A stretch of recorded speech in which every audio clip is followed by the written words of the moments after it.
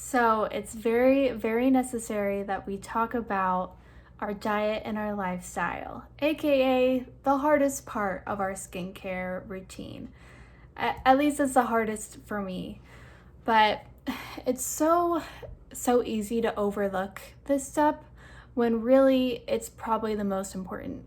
You know that saying, you are what you eat, right? It's so true because the our skin presents what's going on the inside.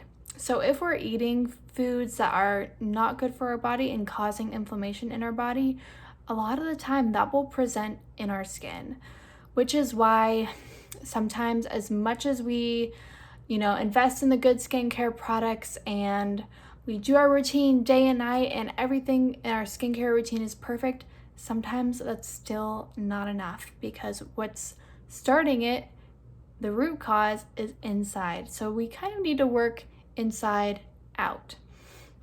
So, kind of the rule of thumb for this is to limit inflammatory foods that are inflaming our skin issues. So, if you do struggle with acne, any inflammation of your skin in any kind, it's kind of good to evaluate what you're eating and take it from there.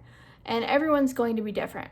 For me, cutting out dairy is one of the best things that I've done for my skin. I've also limited gluten and a lot of foods like high fat, fast foods, foods that are high in sugar.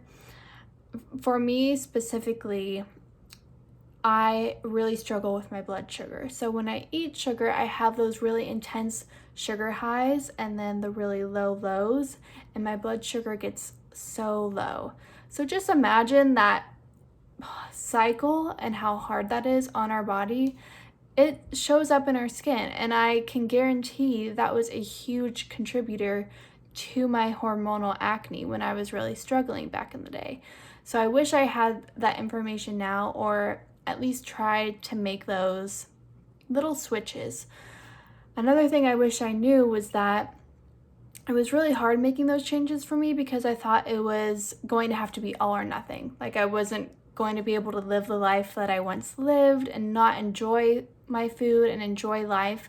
And that's really not the case. You don't have to cut out everything in your life. It's all about evaluating how you feel, evaluating how your skin does, and taking it from there.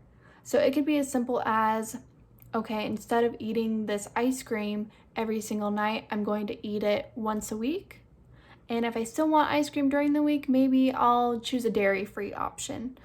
Or rather than eating fast food 3 times a week, it's okay, I will bring my, I'll meal prep and I'll bring that food to lunch so I don't have to go out so much.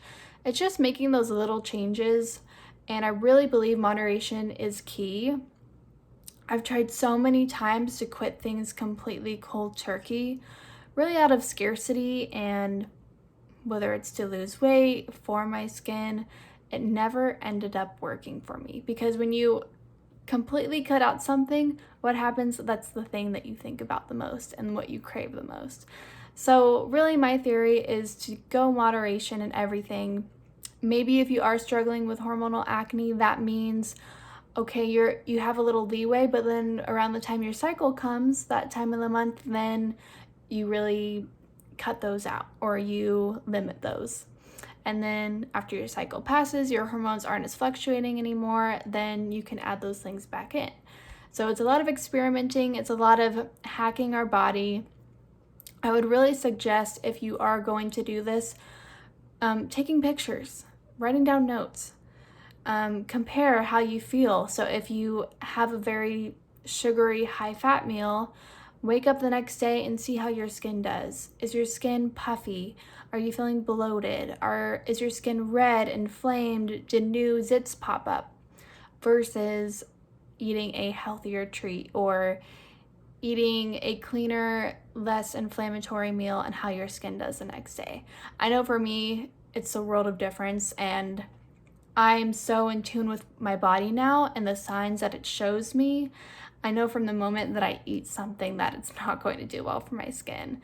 So it's gotten a lot easier to make those healthy decisions knowing like, okay, my body has literally told me it does not do well with this, and I'm able to change my habits from there.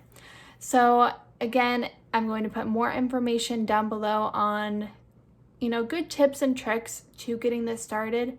I know it can be really overwhelming, so please don't get overwhelmed. Don't get nervous or scared about this.